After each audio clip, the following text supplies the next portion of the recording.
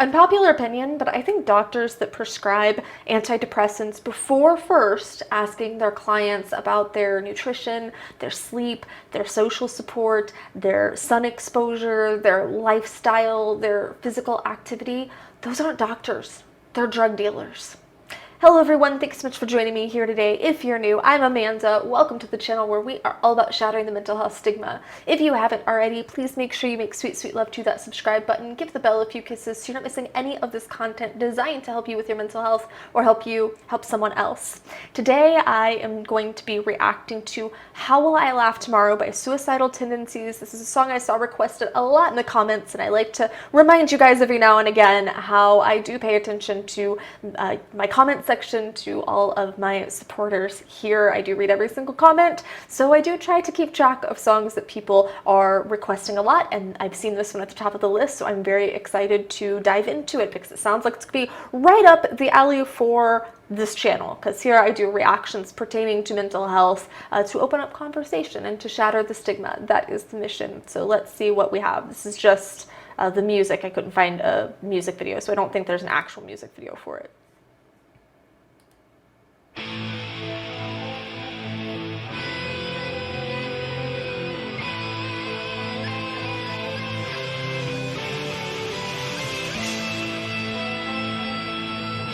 Then I can close my eyes and get into it.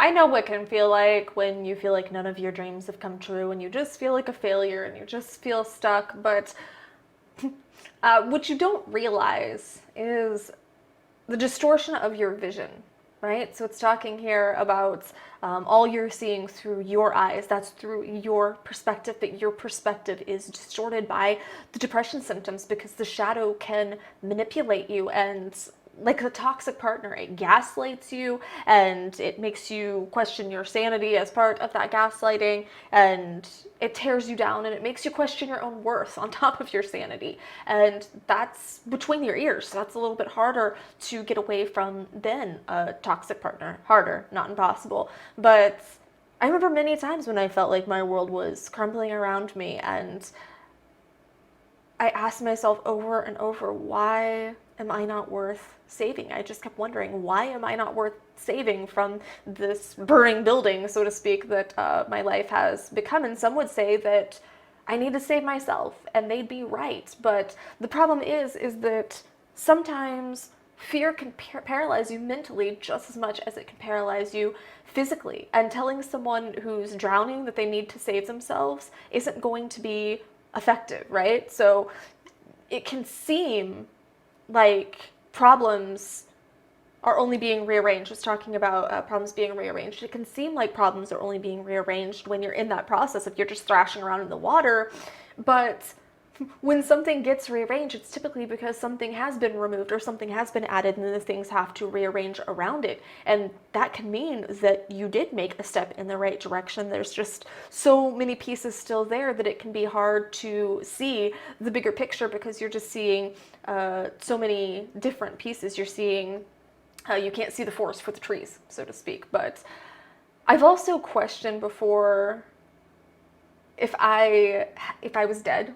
I remember being in the real dark parts of my depression and thinking either I am in some kind of hell loop or I'm in a purgatory of sorts, because it just feels like it's the exact same pattern over and over and over. It's just the same trauma over and over. And part of that was true because I wasn't processing said trauma in an effective way. But you want love and you want peace, but your mind just keeps settling back to hate and pain because that's what it knows, so that's what it's going to look for. Because that's what it's experienced, now that's what it's going to look for.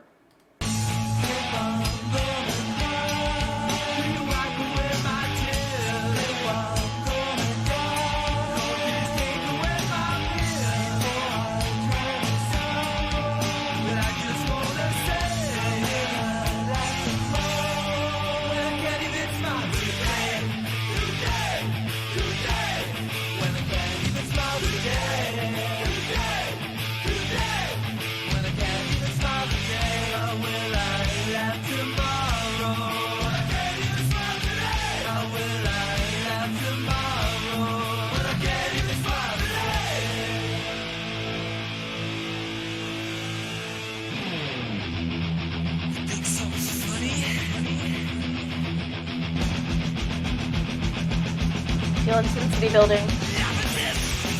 Ooh.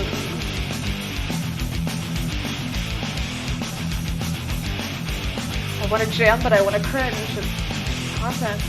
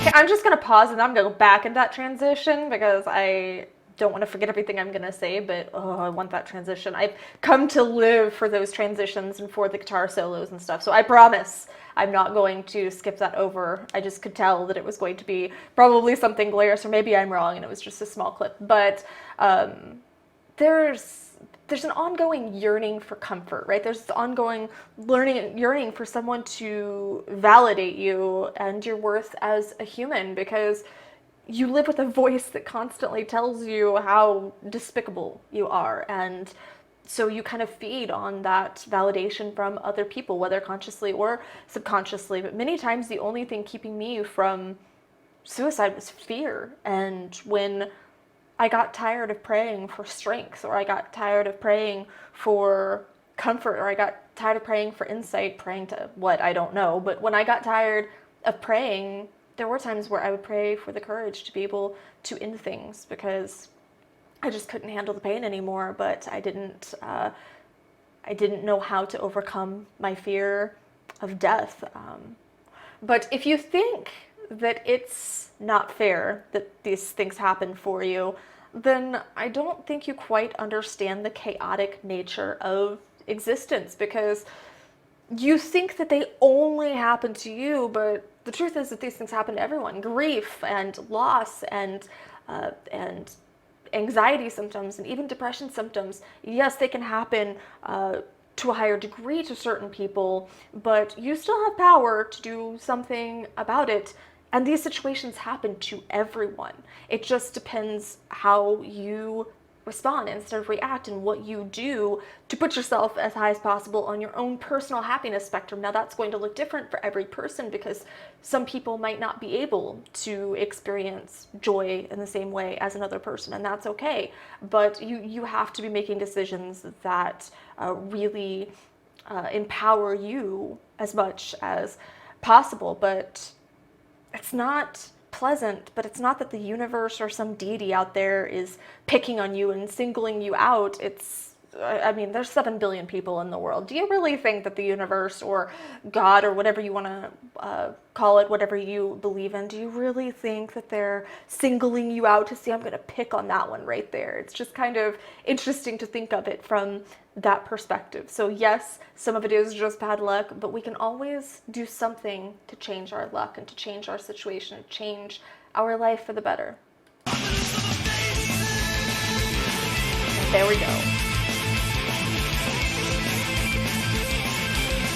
Do it.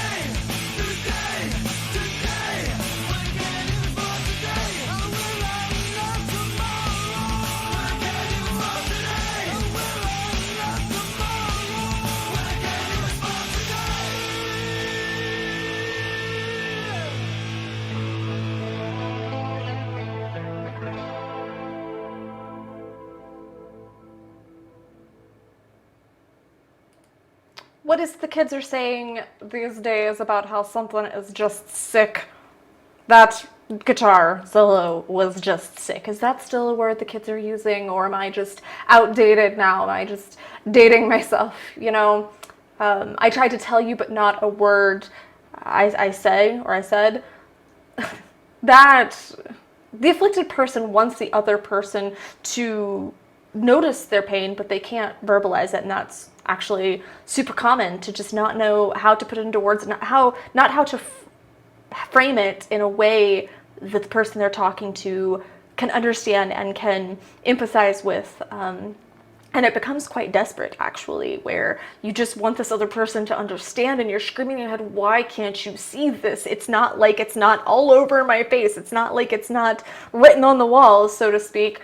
There's so many signs, and we oftentimes want another person to see that, to kind of swoop in and help us when we're feeling broken and when we're feeling like we have no direction, right? And we're just feeling at rock bottom. We really want someone to help us. We just don't know how to ask for it. And that's one of the reasons that I started this community, was because you can come here and you can just talk about it, and you don't need to say the right things or try to frame it in a certain way, because we will meet you where you are. And I think that's really important, and that's something that we should be learning. But I think the chorus is saying from the perspective of someone who is probably just fed up with people telling them that it will get better, because the pain is so intense in those moments that it's impossible to see past it and imagine life without it. And while it's nice to aspire to things, even if it's just something like being able to genuinely laugh without faking it, even if that's your aspiration, that's beautiful.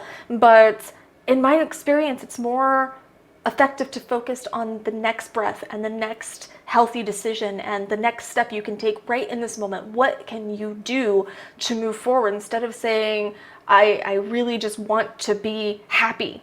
Okay, that's kind of vague, even saying, I want to laugh tomorrow. Yes, it's something to look forward to. It's something to aspire toward, but it's still kind of vague, and it doesn't take into account that the decisions we make now will affect tomorrow. So finding a reason to smile today is the point. And obviously they touch on that. How can I laugh tomorrow when I can't even smile today? It's how do I even get to the point of surviving till tomorrow? But I just want to bring the focus back to today. It's today that we're worried about. It's today that our decisions will dictate whether or not we're laughing a year from now. Because had I not changed my entire life, I would not be able to laugh today. I would not have a genuine smile. I probably wouldn't even be here, to be honest with you, if I would have kept down the same path. And I felt really hopeless too. I felt like there was no way out, but there absolutely was. And there's always a different path, a different door that we haven't explored yet. And it can be really scary, but there are options, and they do exist, and there are people that care about you and love you. So to answer the question, in the end, yeah, there are people that care about you. There's thousands of us here on the channel just waiting for you to come and share and open up, because we understand where you're coming from. We might not understand how you feel, but we understand where you're coming from, and we want you to have a safe place here to just share your mental health stories. I always say good, bad, and crazy. Tell us your stories here in the comments, because that's how we shatter the stigma, is by talking about it. And you have a safe place to just get it all out of your head, because you don't want to hold on to it. Get it out. It feels so much better. Thank you guys so much for suggesting this. I think that it was really powerful, had a really good message. I know I say that about a lot of songs, but it's true. And like I said, the guitar solo was really amazing. I like songs that are just kind of mellow like that. They don't have to be really heavy, but they can still have a very intense energy to them. I like that, the intensity without needing excessive force, whether through the vocals or something else, or really over-the-top graphic videos or lyrics or anything. I kind of prefer the simpler tone, but sometimes it's nice just to kind of have that jolt to the system as well. But thank you guys so much. Keep suggesting songs. Like I said, I do pay attention, and I love you guys so much. I'll see you soon. Mwah.